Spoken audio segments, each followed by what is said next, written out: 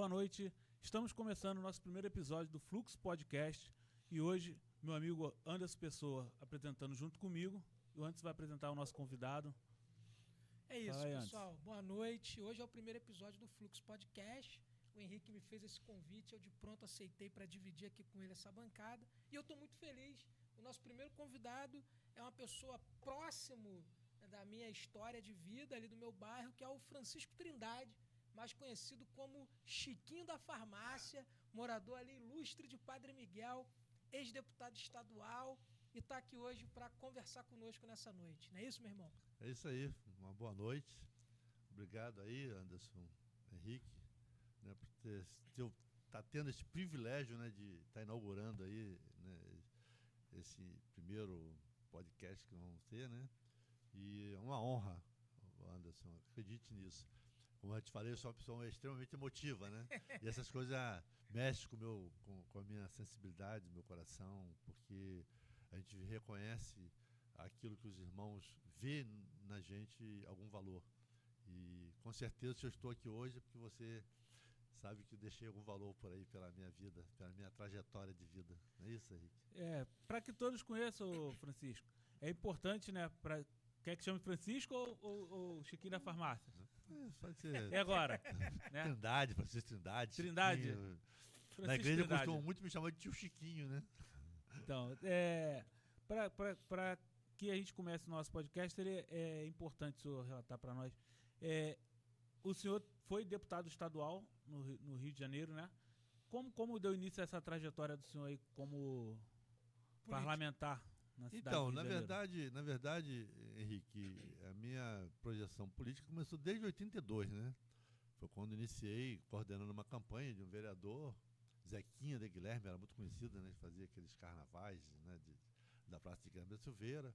Depois de 85, eu participei junto com Paulo Viana, na época, coordenação da candidatura do Rubem Medina, né, para a prefeitura, né, na época contra o Marcelo Alencar. Marcelo Alencar não, era Saturnino Braga, desculpe. Depois de 86, eu participei como um dos coordenadores da campanha de Paulo Viana e Ronaldo César Coelho. Paulo Viana é ex-presidente da Mocidade. Isso, Paulo Viana é ex-presidente da Mocidade. Pai da Ana Paula Viana, nossa amiga. E então ali eu participei da coordenação, eu ficava no comitê em Padre Miguel, coordenando todo o trabalho de campanha, isso em 86. Em 88, eu me lancei como candidato a vereador, né, na época, pelo PSB, né? E foi uma candidatura até muito difícil, porque era eu e um carro.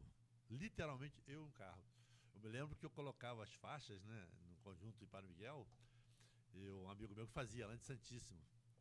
E eu colocava as faixas e volta e meia eu trocava de posição. Eu não tinha mais faixa para colocar, eu trocava de posição, dando a impressão que eu tinha muitas faixas, mas na verdade não tinha. Eram as mesmas faixas, eu só trocava de lugar, botava na outra cabeceira da outra rua, por exemplo, né? Então foi uma coisa interessante. Depois veio 90, eu vim candidato a deputado estadual, né? Onde eu fiquei... Qual partido, Chiquinho? Na primeira foi no PSB, né?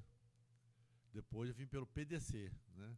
E por coincidência foi até o partido onde veio para federal o nosso, posso dizer, o eterno presidente Jair Messias Bolsonaro, né? Eu fui exatamente para o partido dele. Foi até uma coincidência, né? Onde eu já tinha estado com ele, né? Já tinha conhecido, né, o Bolsonaro na campanha de 88, né? Não sei se posso fazer um relatozinho desse fato. Foi interessante, porque quando eu fui candidato a vereador em 88, eu era do Partido Socialista Brasileiro. E eu fui convidado para um evento que estava tendo no conjunto da Marinha, aqui em Realengo. Cancela Preta. Era a Cancela Preta, né? Que é tão conhecida, né? E era um torneio de futebol nas vésperas da eleição, praticamente, né? Tipo assim, 27 de setembro, naquela festividade de São Cosme e Damião, né? Que fazia muito isso. E eu fui convidado a participar desse evento. Só que quando eu cheguei no evento, existia um outro político patrocinando o evento. Ele estava bancando, dando os refrigerantes, dando lanche, dando as medalhas, dando troféus, enfim, e o som. E esse pré-candidato, esse candidato, ele proibiu eu e o Bolsonaro de falar no microfone, usar o microfone, né? Já que o som era dele, né? E eu fiquei conversando com o Bolsonaro ali, criei uma vinculação de amizade com o Bolsonaro, que eu não conhecia ele de forma pessoal. Ali nós criamos já uma relação de amizade. Tanto é que até hoje, o Bolsonaro, se falar para eles, o Bolsonaro conhece Francisco Trindade? Eu disse, é o Chiquinho da farmácia. Por quê? Porque no meu panfleto, eu colocava meu nome, Francisco Trindade, e embaixo eu colocava Chiquinho da farmácia, porque era a referência minha de Padre Miguel. A minha família tinha farmácia, eu sempre trabalhei na farmácia da minha família, e eu era conhecido como Chiquinho da farmácia.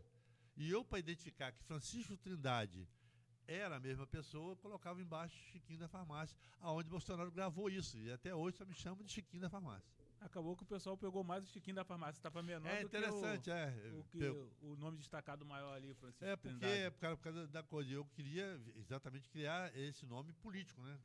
Até para a questão do futuro, saber que aquele Francisco Trindade é aquele Chiquinho da farmácia. Então, a tua base eleitoral se deu ali no entorno da farmácia. Padre Miguel, que é uma farmácia todo o conjunto. Ali, na região ali de Padre Miguel.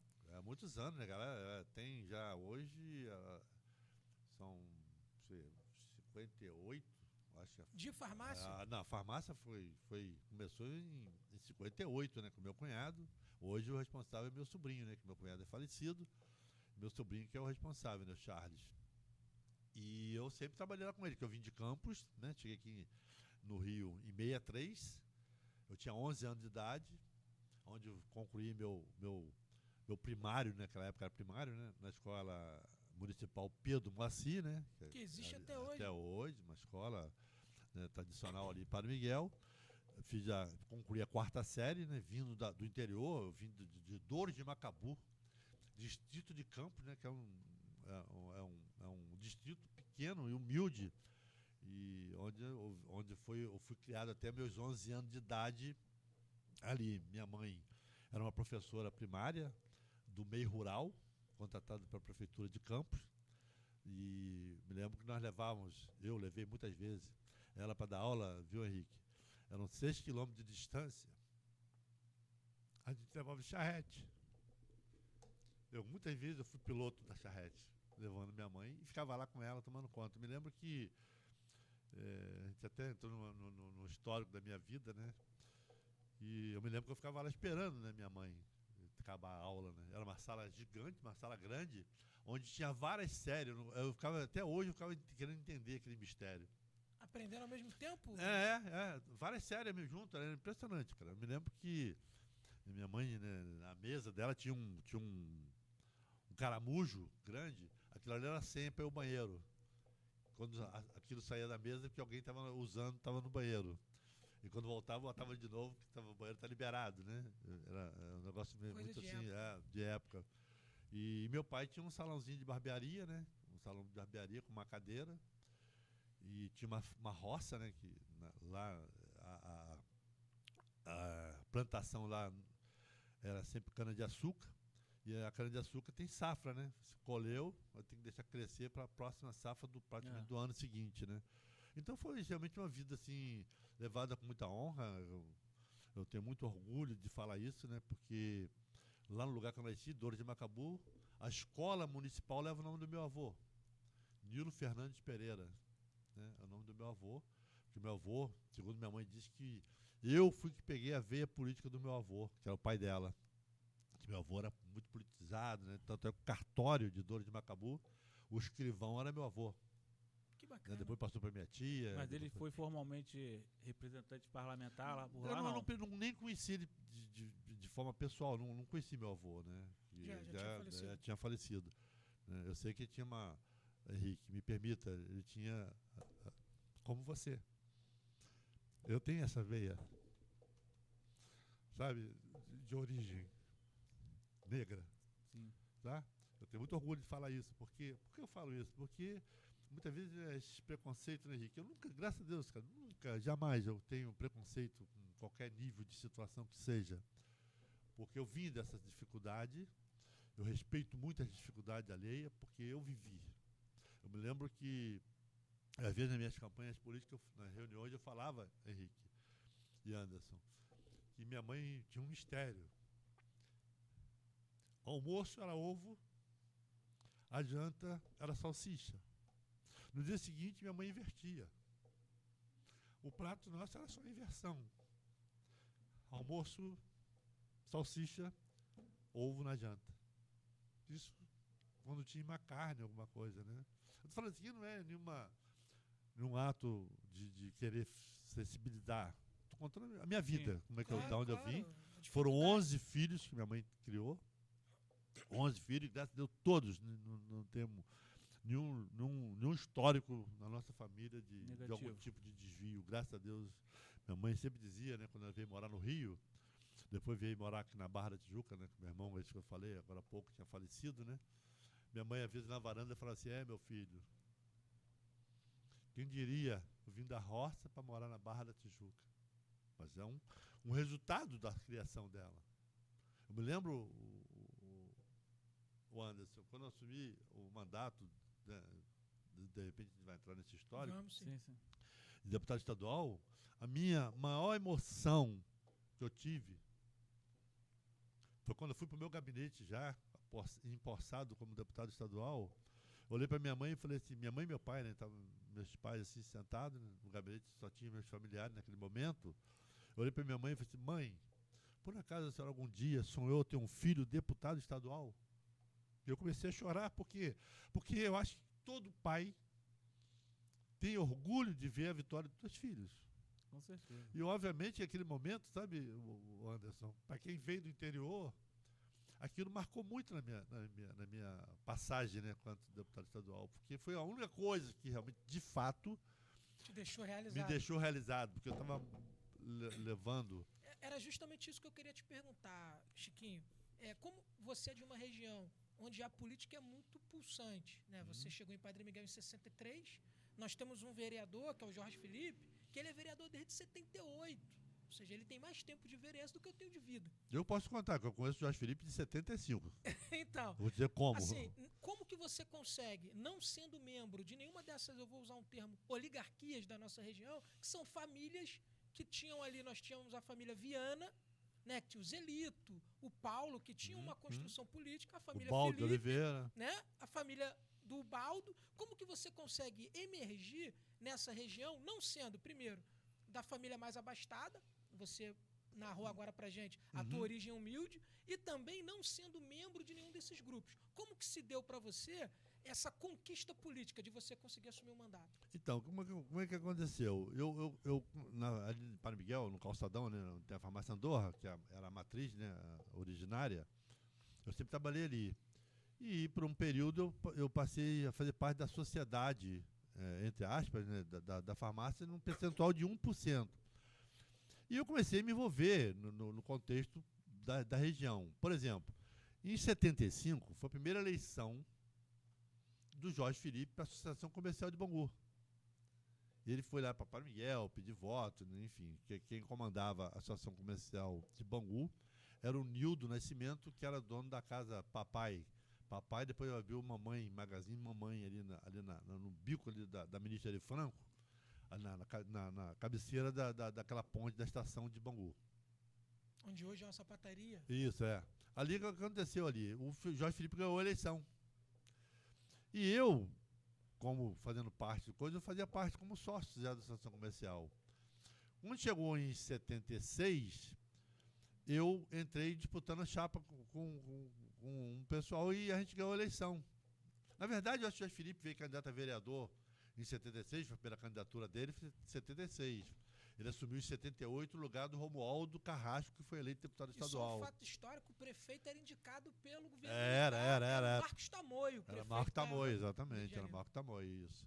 E o governador era o Chagas Freitas. Chagas Freitas. Era quem comandava, né? Era MDB e Arena, mas aqui no Rio quem Tu comandava. acredita que até hoje tem ponto de ônibus no Rio do Chagas Freitas? Acredito. Esses dias eu vi um. Acredito. Então aí começou a minha história. Quando eu fui para a Associação Comercial de Bangu, eu fiz parte da diretoria, né, do Dr. Eider de Souza, que foi um advogado que tinha lá no Matilde, na Galeria Matilde.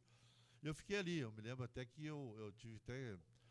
né, ter algumas problemáticas, entre aspas, com o Jorge Felipe, que tinha saído da presidência, e eu, como na época era diretor de patrimônio, eu tive que questionar algumas situações lá, mas ele teve a sua posição resolvida sem problema nenhum. Aí, Quando chegou 82, eu fui para a Associação Comercial junto com o Marcelino.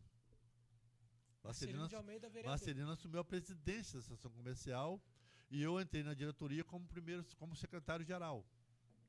Então você vê que em 82 já estava envolvendo na questão política. Sim. Da nossa região, entendeu, Anderson? Comecei a me envolver na questão política da nossa região, em função dessa minha participação na Associação Comercial. Aí eu fui para o Rotary Club, eu fui rotariano, né? Fiquei 13 anos no Rotary Club de Bangu, Associação Comercial de Bangu, fiquei na diretoria, participando de vários eventos. E o meu primeiro embate que eu tive na época com o Marcelino, que ele outro dia até comentei sobre isso, ele não lembra. Mas é questão de memória, porque a minha memória ainda está bem lúcida. Eu me lembro que em 86, eu tinha assumido o compromisso de ajudar a coordenar a campanha do Paulo Viana, como eu tinha citado agora há pouco. E o Marcelino estava como presidente da Associação Comercial de Bangu. E ele, no ano de 86, ele decidiu vir candidato a deputado estadual. Só que eu já tinha compromisso com o Paulo Viana de coordenar a campanha dele. E isso ele não gostou, criou uma insatisfação dele comigo, né, com relação a isso. Ele acabou me tirando da diretoria da Associação Comercial de Bangu. Comercial e industrial. Industrial, naquela época era a CIRB, né? Tinha indústria em Bangu, muita gente tinha não aquela sabe. fábrica Bangu, tinha a várias fábrica Bangu, indústrias. exatamente. E aí eu acabei de me tirando da diretoria, eu fiquei aí, passei a ser entre aspas também, um adversário dele. Aí quando chegou em 88, eu bati chapa na Associação Comercial contra ele, né? Perdi, sabia que ia perder. Eu juntei uns amigos, Antônio Navegante, da Gráfica, alguns outros nomes aí que a gente, da nossa época. E eu já estava no Rotary Club, né? Juntei também algumas pessoas do Rotary Club e bati chapa contra ele. Só que ele me ganhou bonito, ganhou bem, muito bem. Eu até me lembro que ele... E ele veio candidato a vereador. Eu disse, então tá bom, também vem candidato a vereador. Digo para você que eu vim até meio para confrontar mesmo. Eu me lembro que ele perdeu a eleição por 300 votos. Perdeu para Ludmila Marinque Veiga, que era esposa, né, de um juiz da época, né, Álvaro Marinque Veiga. Não sei se você pegou essa época. Aí ela veio candidata a vereadora, no mesmo partido com o Marcelino. O Marcelino perdeu, na época, por 300 votos da Ludmila. E eu fiz 1.515 votos, 1.535 votos. Em 1988. 88, foi a primeira campanha minha. Como eu falei naquela hora, né? Eu e um carro. Eu, literalmente, um carro. Uma berlina branca que o doutor Ivan me cedeu na época. Eu botei o número do lado. Doutor Ivan? Doutor Ivan. Doutor Não, Ivan, não dentista não, o pediatra, que trabalhava, tinha o consultório lá junto no meu laboratório que eu tive lá na Rua Sofia.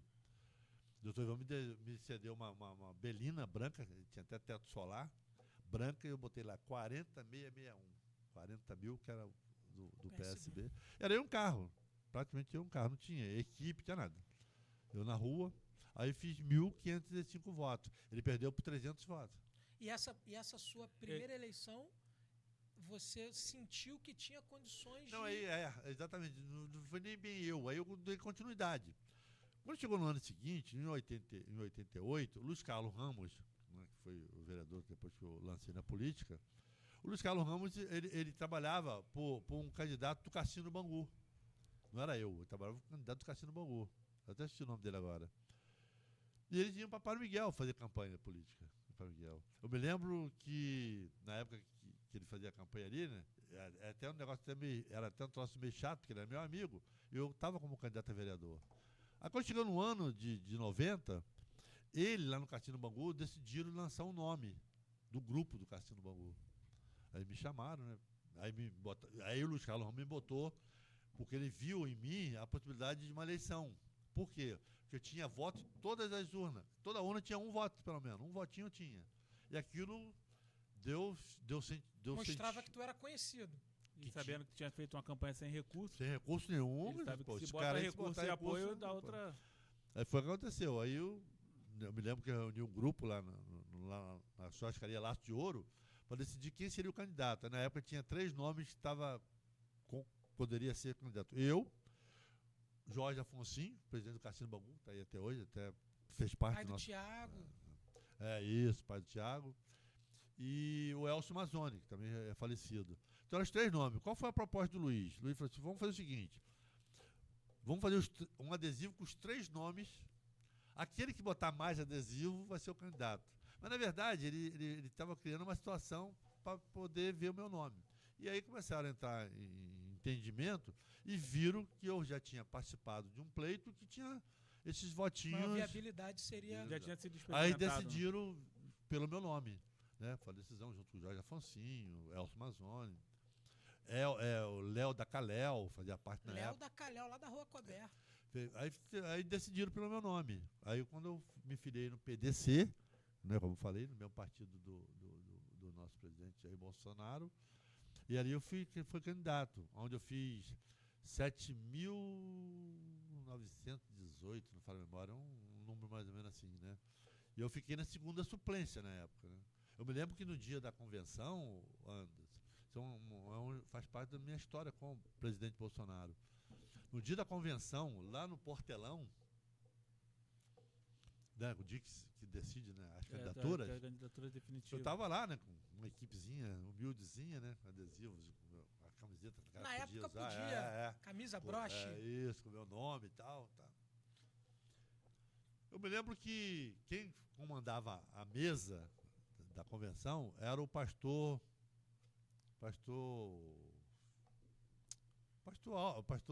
meu Deus, foi presidente do PSC. Everaldo. Pastor Everaldo Dias, que hoje chama de pastor Pastor Everaldo mesmo. Everaldo. Pastor Everaldo. Que o PDC depois virou Ele o tirou o PSC. Dias. Isso. Eles só mudaram a Isso. Aí aconteceu, no dia da convenção, o pastor Everaldo ele era chefe de gabinete do deputado federal Sotero Cunha, que era deputado federal e comandava o partido. E ele que decidia as coisas. E como o Bolsonaro era vereador, estava com mandato, ele fazia parte da executiva, lá na decisão dos nomes, da nominata. E Bolsonaro viu que cortaram meu nome. O Everaldo cortou meu nome da lista. Botou no meu lugar Manuel de Sagiro, que era um vereador de Caxias, que era presidente da Câmara, se não falha a memória. O cara, em cima da hora, decidiu ser candidato, pediu a legenda e tiraram que eu não. Vai tirar um. Sacaram meu nome. Quem foi que foi lá me avisar que o meu nome tinha descortado? Jair Messias Bolsonaro. Ele desceu do palanque e falou: Chiquinho da farmácia, vai lá que acabaram de cortar teu nome da lista. Você não faz mais parte da lista. Te cortaram teu nome, botaram Manuel de Sagiro. Eu imediatamente fui lá no palanque, no palco, né? Fui lá falar com o pastor Everaldo, né? Aí o pastor Everaldo, não, isso aqui não tem não, Trindade, isso aqui não existe, isso aqui não tem, isso aqui... Quem me falou foi o Bolsonaro, cara. Ele faz parte da executiva, da mesa. Foi o Bolsonaro que falou, mas isso aqui não tem, isso aqui não. Então tá bom, Everaldo. Pastor, vamos aguardar então aí agora, cantar a nominata. Se meu nome saiu, amém. Se não, aí esperamos. Quando começou a cantar, estava por ordem alfabética. Na hora de cantar Francisco Trindade, entrou Manuel de Sagiro no meu lugar. Aí fui cortado naquele dia ali, na convenção. Aí eu fiquei brigando pela minha legenda, contactando com várias pessoas. 15 dias depois, mais ou menos, porque naquela época a eleição era 3 meses, lembra? Lembro. Estava em julho, né? Agora mudou para 45 dias, né? Até para informação que as pessoas às vezes não sabem. Mas naquela época era 3 meses.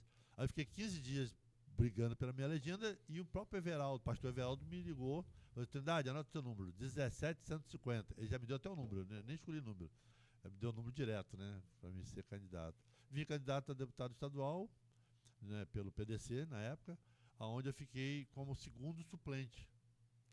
Né? Foi eleito na época doutor Cadorna, Antônio de Carvalho, que foi prefeito de São João, José Cosolino, velho, o senhor, o pai, né? Pai da Núbia. Não é pai da Núbia, não, ele é tio da Núbia. Ele é pai do Renato Cosolino.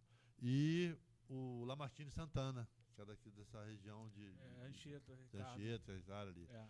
Então foram os 4 eleitos. E eu fiquei na segunda suplência. Só que o primeiro suplente era vereador com mandato, que era João Dourado, pastor João Dourado, né? Tinha até programa de rádio e tal. E eu fiquei na segunda suplência. Quando o Cadorna foi sacado, né, para a Secretaria Estadual de Saúde, eu fiquei naquela iminência de assumir, porque dependia do primeiro suplente assumir ou não. Como ele era vereador com mandato, ele não ia trocar um gabinete com 20 assessores com um gabinete com 8 assessores. Na LERJ era 8 assessores. Na época era 8 assessores. Aí ele pegou, aí tem um prazo de 1 mês para ele assumir ou não. Em não assumindo, chama-se renúncia tácita. Ele tacitamente não compareceu. E aí eu fui convocado a assumir o mandato de deputado estadual. Assim que assumi, já foi quando eu lancei já no meu dia do meu aniversário, que eu assumi no dia 31 de março, né, de 92. 4 dias depois, no dia do meu aniversário, dia 4 de abril, eu já lancei o nome do Luiz Carlos Ramos como meu candidato a vereador, onde assumi tudo. Aí eu cheguei para o grupo, né, que estavam muitas pessoas querendo ser. Eu tive que tomar uma decisão, né, junto com o pessoal, meio que dei um soco na mesa, entre aspas, dizendo que o nome era Luiz Carlos Ramos, que a partir de agora não se discutia mais esse assunto, que ele era o meu candidato a vereador e vai ser o nosso candidato do nosso grupo. O senhor participou, então, dessa composição dos mais antigos, dos atuais mais antigos, né, na representação política da cidade. E hoje, como está a situação do senhor efetivamente no cenário político? Henrique, há umas coisas assim muito. A política é uma coisa muito. Não sei nem como dizer, né? Eu tive 2 momentos. O meu primeiro momento, a nossa campanha, por exemplo, era uma campanha que você fazia pela amizade. Eu conquistei a comunidade do Rebu, ali no Miguel Gustavo, né, que é ali atrás do Jabu, pela amizade. Amizade que eu digo assim, eu comecei a ir lá, participar de reuniões. E eu me lembro que tinha um grupo de petistas, xiita, que naquela época o povo era xiita, né? Era contra. E eles se reuniram comigo e perguntaram, deputado, o que o senhor tem aqui para a nossa comunidade? Como eu já conhecia a comunidade, sabia que lá, a comunidade Miguel Gustavo, era uma comunidade que foi feita para triagem, dali levar para os conjuntos habitacionais. Inclusive está acontecendo isso em alguns lugares ainda, né? E eu via que lá o esgoto era um canozinho fino, aquele caninho fininho, tudo estreitinho, muito calor, que era muito baixo. E eu vi que ali não tinha nenhuma solução para ser feita, a não ser jogar tudo abaixo e fazer tudo de novo, de forma original. E ali eu fui falar dessa forma. O cara olhou para mim e disse: puxa vida, a primeira vez que eu vejo um candidato chegar aqui e falar dessa forma. Que aqui não tem jeito a não ser derrubar tudo e fazer tudo de novo. Aí, aí dali começou a ver conhecer de fato as soluções ali do local. E eu comecei a criar esse vínculo de relação de amizade com eles ali, na comunidade, mantendo firme junto com eles. Enfim, e aí o tempo foi passando, viu, Henrique? Só voltando. Então hoje, eu vejo que a política está muito comercial, você acha? Sabe, está muito dependente de. Tem várias formas hoje, né? De você. Tem candidatos aí que tem 5 milhões de seguidores numa rede social, por exemplo. Negócio, né, de alguma maneira, pode trazer um reflexo. E vejo hoje a política, né, eu já fui um dia, né, parceiro até do próprio Eduardo Paz, né, na parceria de 88, ele foi meu federal, eu fui estadual dele, depois de 2002 de novo, né, onde até tivemos muitas conquistas na Zona Oeste, nessa parceria, né. Hoje não, hoje ele tem um lado e eu tenho outro lado.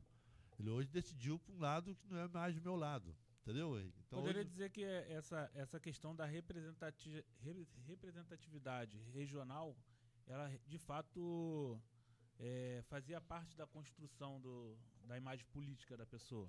Com certeza. E hoje já não tem mais essa. Você hoje entende dessa forma? Que hoje as pessoas hoje não valorizam a representatividade, sim a questão financeira, a questão da própria redes sociais, eu repito, nas redes sociais hoje é um canhão, quem sabe usar esse canhão... E acaba roubando a representatividade. Né? Exatamente.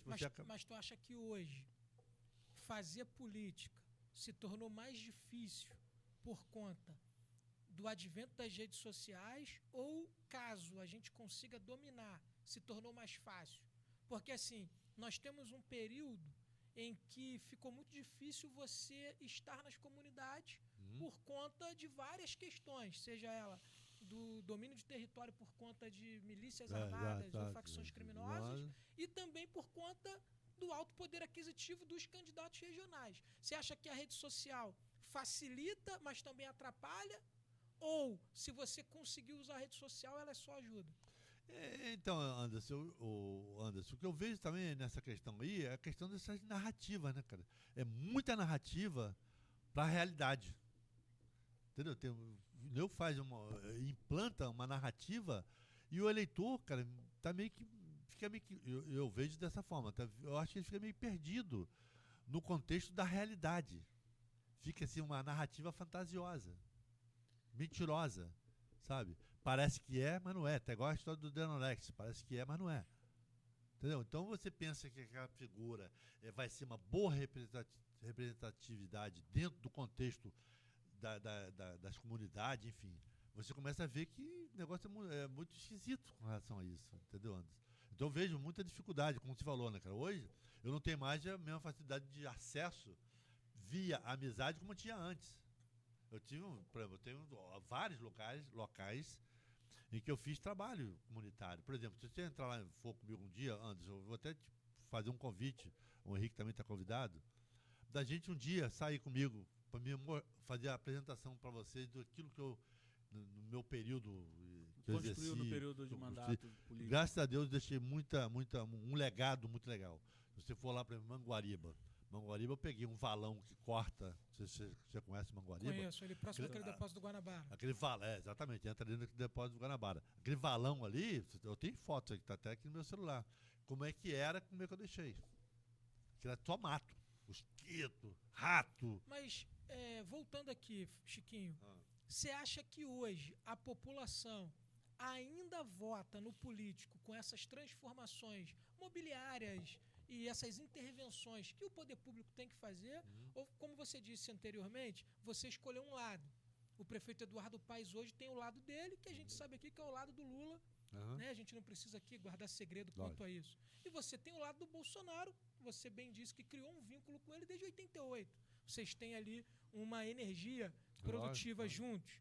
Você acha que isso hoje interfere direto no voto no município? Essa questão ideológica do cara escolher um lado e falar, não importa se o cara consertou meu valão, se ele não está com o Bolsonaro, eu não voto nele. Você acha que isso acontece? Eu acredito que sim. Eu acredito até que é uma questão que, se você vai fazer da melhoria a tua mudança ideológica, eu acredito que não. Quem está na questão ideológica está na questão ideológica, sabe? O cara hoje está defendendo uma bandeira que reflete nacionalmente. Na verdade, isso revela o posicionamento ideológico, principalmente da classe política, né? Nós vemos aí hoje o deputado federal Tony de Paula, por exemplo, que até então parecia ser um parlamentar ideológico e hoje está praticamente trabalhando junto com o Eduardo Paes, quem ele há um bom tempo bateu. Há pouco tempo atrás, né? Há bem pouco tempo atrás estava batendo e hoje ele vai apoiar. Se ele não comungava ideologicamente com o Eduardo, não faria sentido ele negociar os valores ideológicos dele por uma questão de qualquer feito de benesse que o Eduardo pudesse dar a ele. E acho que isso se perde um pouco, né? E revela essa questão, quem é ideológico de fato, quem tem a sua ideologia ali marcante, ou quem está por interesse. É ideológico circunstancialmente, né? Eu acredito até que, além dessa questão aí né, que ele se sentiu preterido, né, na candidatura dele, né, de prefeito pelo partido dele, o MDB, mas ele também não há de separar que ele tem uma vinculação, ele faz parte hoje do Ministério de Madureira. Tá? E o Ministério de Madureira tem um fechamento com o Eduardo Paes. É notório, saber. Isso aí é um fechamento, questão pessoal deles lá, da liderança. E obviamente que ele está debaixo de uma liderança que está num posicionamento. E eu estou já até respeitando, né, que ele acaba sendo, né, aí a questão ideológica vai para o brejo. Mas tu acha que o eleitor não se sente traído? Claro, com certeza, absoluta, claro que sim. Porque isso não chega no eleitor médio, né? O senhor vem de um período político bem diferente do atual, né? O senhor foi candidato por um partido, primeira candidatura por um partido de esquerda, plenamente de esquerda, né?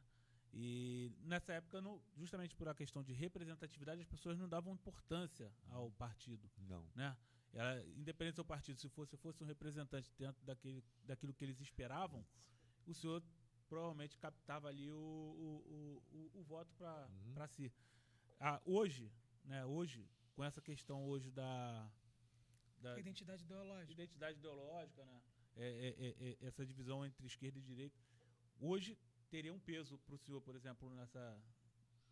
Sim. Eu tive até momentos de eu podia estar indo para outro lugar. Eu tive a oportunidade, obviamente todos nós temos a oportunidade, está aberto. Você tem um prazo, né, para fazer isso, que é a filiação partidária. Você tem um prazo até no dia 6 de abril, que era onde nós tínhamos a oportunidade de você escolher um partido e se filiar nele. Eu tinha me filiado desde o ano passado no PL por questão minha de achar que eu estava flutuando em situação que não estava batendo, né, esse posicionamento da liderança. Um dos grandes problemas que nós temos também, o Henrique, é que você filia numa situação com uma projeção de uma situação, lá na frente a liderança que lidera o partido toma outro caminho. Já aconteceu isso comigo algumas vezes. O senhor deu exemplo aí do pastor Everaldo que fez na composição da nominata lá do exemplo. E isso acontece hoje, que a gente não sabe. Os bastidores acontecem. Hoje eu estou lá com o meu nome, né, inscrito como, né, na condição de pré-candidato do PL, mas né, tem a convenção. A convenção pode dizer se meu nome vai estar dentro ou vai estar fora.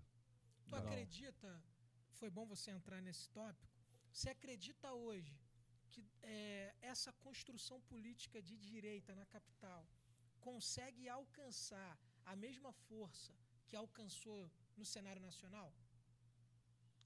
É muito difícil, né? Você tem, o negócio está muito, vamos falar assim, há uma instabilidade, né, muito grande no posicionamento das pessoas, né?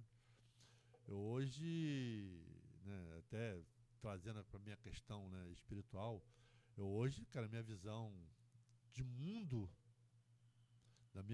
após a minha conversão, né, quanto cristão evangélico, a gente tem outro tipo de visão.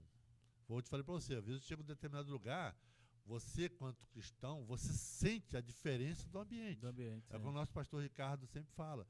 Você tem que chegar no ambiente, você tem que ter a percepção de como está esse ambiente. Discernir, né? Discernir. E a gente sente o diferencial nas conversas, na forma como as pessoas se colocam. Você percebe que há ali uma ausência do temor a Deus, muitas das vezes.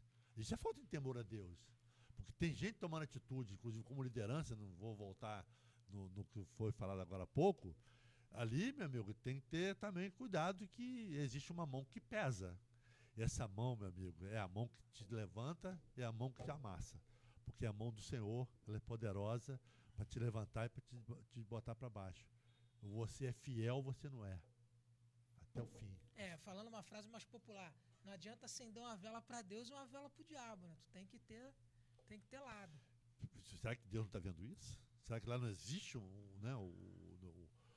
uma balança que mede essas coisas? Hoje, Anderson, faço parte, já falei para vocês, eu faço parte da Igreja Mananciais, onde ali, para mim, como para todos os nossos membros, a gente pode declarar isso de forma muito incisiva e de forma muito concreta. É um divisor de água nas nossas vidas. Ali a gente passou a ter um entendimento, uma visão e um respeito das coisas de Deus, tem que ser muito bem. Então, assim, Chiquinho, a tua conversão, ela tem... após essa sua declaração, eu acredito que após a tua conversão, a maneira de fazer política também foi transformada. Com certeza. O processo ficou totalmente diferente. Com certeza. Você acredita que, se caso você já fosse convertido, a maneira como você geriu o teu mandato, foram 2 anos, né, de mandato, seria diferente? Seria, com certeza. Com certeza, com certeza. E apesar de muitas coisas, o Anderson, na minha época, eu não tinha nenhum prazer e interesse em participação. Engraçado, né? Eu nunca tive, eu não era convertido ainda, eu era do mundo, né? Vamos falar assim, né? Eu ainda estava na Babilônia, né? Ali, né? Vivendo todos os contextos, né? Eu achava que todos os caminhos levavam a Deus, então eu comecei a procurar vários caminhos para levar a Deus. Um dia descobri que não. Só tem um que diz que eu sou o caminho, a verdade e a vida, que ninguém vai ao Pai senão por Ele. Então ali parei, tá? Estanca, sabe? E a nossa luta é uma luta espiritual. Nós vivemos permanentemente de espiritualidade. E qual foi o ano da tua conversão? Foi 2003, né? Depois da eleição de 2002, né? 2002 tu teve quase 20 mil votos. 16.906, se não for a memória. Ou 606. Deputado estadual. Deputado estadual. Foi uma votação expressiva, né? Eu considero expressiva. PSDB? Na época eu estava no PT do B. PT do B, Vinícius Cordeiro? PT do B. Hoje é o Avante. Avante, Na verdade, era o PT do B, não. Eu estava, em 2002, eu fui pro PFL. Na época, eu fui induzido para ficar junto com o César Maia, exatamente. PFL. Foi até a Solange Amaral, foi candidata a Solange governadora. Agora extinto, é União Brasil, virou o DEM. Eu E nem hoje sei é mais União qual foi o Brasil. caminho que tomou na União época. Brasil. Tanto é que o meu número de campanha era 25025. Na verdade, essa tendência de fusão de partidos se deu, eu acho que até em questão de... Os partidos foram começando a perder a A essência, identidade, a representatividade, e a identidade. foi tentando se juntar para continuar se manter vivo, né? E aos poucos tá todo mundo indo de mal a pior. O Henrique, você vê hoje, você vê aí, a gente percebe, né? Quantos que eu considerava de direita e que não eram de direita. Hoje, a identidade dele está A identificada. realidade é que o fogo está aumentando e está revelando quem é palha. Exatamente, isso quem- aí. Eu acho que isso essa Quem é decisão no Rio de fogo Tá tá Janeiro... sendo aumentando, forjado. Né? Tá forjando todo mundo. Eu acho que Concordo. esse Chega uma hora- caminho que o Ottoni de Paula tomou no Rio de Janeiro com essa decisão de se declarar apoiador do Eduardo Paes revela muito dos candidatos que nós tínhamos como de direita. Porque o Ottoni é um pastor evangélico, é dono de uma oratória muito boa, um defensor de princípios cristãos conservadores, mas um político não de direita. Eu não sei se eu me equivoco sim. ao afirmar isso, mas é um político não de direita. Ele se mostrou um pouco mais fisiológico do ponto de vista político, tomando essa decisão. E acredito que esse é o caminho de vários políticos. Você já viu algum poço d'água doce? Verdade. Não tem como. A mesma boca, ela pode abençoar e amaldiçoar? Verdade. É que o velho ditado da vovó, né? Diga quem andas, que eu te direi direi quem quem és. és. E assim, ele verbalmente, ele realmente é o cara que dota muito das Ele tem boas o meu ideias, respeito, tá? princípios. Vou deixar Também bem claro. tem o meu Ele respeito. tem o nosso Eu tô fazendo respeito. uma Mas- análise É política. claro, A gente pode considerar que pode ter sido um equívoco, um erro. Também não vamos julgar. Eu acho que Uma análise errada. a circunstância também, Ele pode que eu vir lá na falei, frente né? se arrepender. O envolvimento que ele está hoje, Henrique, eu acho que meio que tem que ir. Não, então, mas aí. Senão não tem mais nosso apoio. Mas aí então, mas aí tá. Aí são Mas valores às que vezes assim. ele tem o apoio do líder, qual- perdão, não tem o apoio do membro. Lógico, com certeza. Exatamente. É isso Exatamente. aí, Porque é isso o aí. membro não faz essa leitura. Né? O membro, ele perde dos dois lados, ele se fragiliza. Uma vez que ele não tem mais apoio da direita, que praticamente foi o que elegeu ele, que ele era um cara muito representativo nessas questões, ele perdendo apoio da direita, a esquerda já era contra ele, Lembrando, ele vai Henrique, ficar fragilizado. o Henrique falou muito bem. O Ottoni foi candidato em 2012 pelo PSDC, que hoje é o DC, teve 7.200 votos. Em 2014 ele foi candidato a deputado federal. PSC, né? Não, em 2012 ele foi pelo PSDC, PSDC, isso. 27,100. Eu estava lá no partido. E ele fez Eu 7.200. participei de reuniões Em dele. 2014 ele foi candidato a deputado federal, me lembro bem. Ele fez 17 mil votos, a maioria dos votos em São Gonçalo, que ele abriu uma igreja em São Gonçalo na época, a Missão Vida. Em 2020 ele foi candidato a vereador na capital pelo PSC, Sim. ele fez 7.800 votos. Se elegeu junto com Carlos Bolsonaro e com o hoje governador Cláudio Castro. A ascensão política do Ottoni não se dá por conta da liderança dele e nem por conta da boa oratória. Se dá por conta da vinculação dele ao bolsonarismo em 2018. Ele tem 100 mil votos numa eleição por conta da vinculação dele ao bolsonarismo. Por isso que eu afirmo que hoje o posicionamento dele de recuar de uma candidatura e não apoiar o candidato do Bolsonaro, eu acredito que é um erro que vai refletir nas urnas em 2026. Eu acho que assim, ele tinha todo o direito de recuar, se sentir desprestigiado de fato, mas apoiar o outro lado, que acho que isso vai comprometer muito a credibilidade dele. E aí, eu acredito que ele vai pagar um preço muito caro por isso. Eu vou voltar, se me Politicamente, permita, claro. voltar a minha questão até do nosso presidente Jair Messias Bolsonaro, né? Depois desse fato, né, do partido, ele me avisar e tudo, eu mantive relacionamento sempre assim com ele, institucionalmente falando. Em 2004, meu filho foi para o Santo Agostinho, entrou no Santo Agostinho no CA. E todas as vezes que eu ia nos eventos do Santo Agostinho, tem vários eventos, eu ficava lá, encontrava o Bolsonaro e ficava conversando com o Bolsonaro. Ficava trocando ideia com ele, batendo papo. Passa o ano, quando chegou no final do ano, formatura da turminha do CA, Eu estou lá no evento, na Barrinha, né, no salão de festa, com a minha família, e ele com a família dele lá no canto. Aí que eu fui descobrir, e ele também, que meu filho era da turma do filho dele, e o filho dele da turma do meu filho. Do Jair. Do Jair Renan. Porque meu filho é João Vitor e ele é Jair Renan. Ele é lá no Colégio Santo Agostinho é por ordem alfabética, né? As turmas formadas por ordem alfabética. Aí foi quando ele tava, eu estou sentado aqui, uma distância de uns 10 metros, talvez, de distância, ele estava na mesa dele encostado na parede. Eu me lembro que na época, que era a esposa dele, né, que era a mãe do Jair Renan, me falou alguma coisa com ele, ele olhou, quando ele olhou, me viu, ele levantou da mesa dele e veio falar comigo. Tinha uma atitude, né, que a gente hoje... Como fora dos holofotes, né? Entendeu? Aí ele pegou e foi lá falar comigo. Me lembro, o Anderson, que ele ficava falando do negócio do José Genuíno. Ele começava a falar uma história do Jair Genuíno, mas eu não sabia, porque isso é coisa lá da Câmara dos Deputados. Né? Eram os embates mais ideológicos. E ele começou a falar dele, ele falava, sempre falava muito alto, né? Ficou falando aquela história toda, eu fiquei só ouvindo. Colérico. Né? Passou. Aí passado, quando ele ganhou a eleição para presidente, eu fui lá no Cercadinho, queria ir lá um dia, eu fui. Eu tenho isso, tem até vídeo. Eu vi na tua rede social. Tem foto dele. Aí eu ainda falei que estava um deputado federal que tinha acabado de perder a eleição. Sabe? A reeleição dele perdeu, lá do Rio Grande do Sul. Mauro, era deputado federal. E ele ficou ali conversando comigo, do MDB. Ficou ali conversando comigo ali, eu falei assim, pô, cara, quando o presidente me vê, ele deve falar alguma coisa comigo, pô. Aí deixei meu telefone com ele para fazer o vídeo, né, para gravar. Aí o Bolsonaro, quando chegou, né, que lá tu tem todo um esquema, né, de segurança para tu acessar, tinha, né, não sei como que funciona isso hoje. Fiquei ali, quando ele me viu, ele ficou ali, né, o pessoal falando com ele, eu estava ali por trás. Quando ele viu, ele disse, ô, Chiquinho da farmácia, tá acabadinho, hein?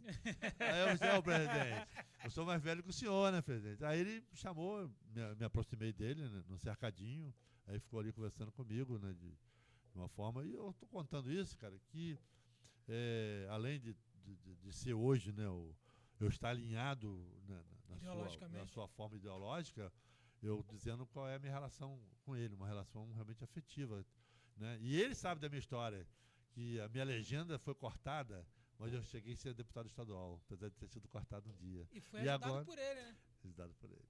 E hoje estou no partido dele. Bom, né? Mas Chiquinho, tu tá animado para esse pleito de 2024? Como é que tá assim, você colocou pra gente das dificuldades que se dão por conta das redes sociais, desse advento que tem muita gente que mexe e outros não mexem, a dificuldade hoje de entrar nas comunidades por conta de uma série de coisas, mas como que tá a tua cabeça para concorrer a essa eleição, você com essa experiência, de já ter sido deputado, de ter disputado várias eleições, de ter tido quase 20 mil votos, como é que tu tá? Então, Anderson, eu muitas das vezes, em casa, meus momentos de reflexão, eu falo o seguinte, vocês já até me perguntaram isso, Chiquinho, como é que você está na hora da tua campanha? Eu disse, olha, a minha campanha literalmente, verdadeiramente está entregue para uma decisão divina, porque hoje eu sou o improvável desse processo, posso dizer para você, improvável.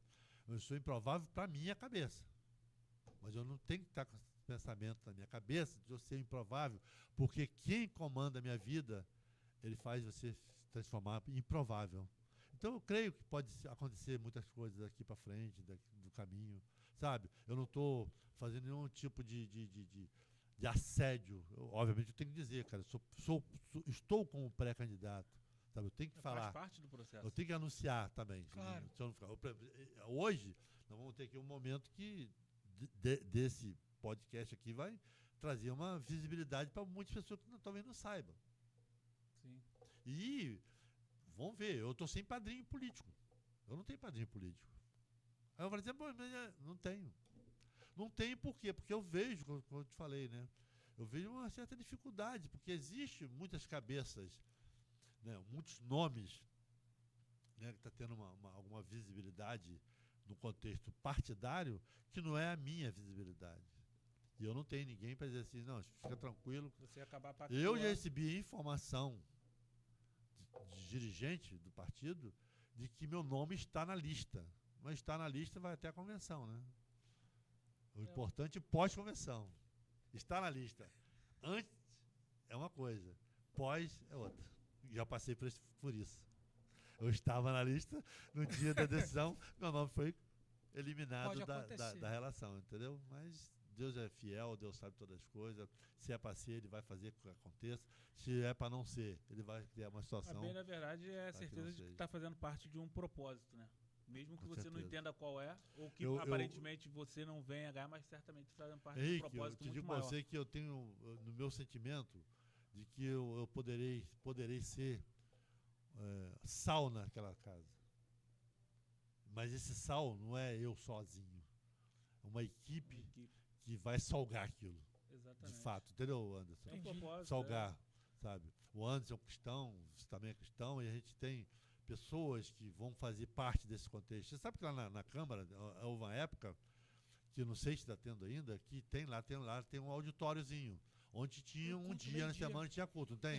Então, isso é um propósito, cara. Um propósito. Eu posso, no meu gabinete, trazer muitos daqueles vereadores para ser salvo, cara, para ser entregue na mão do Senhor. A nossa cidade tem um histórico complicado do ponto de vista espiritual, a gente sabe disso.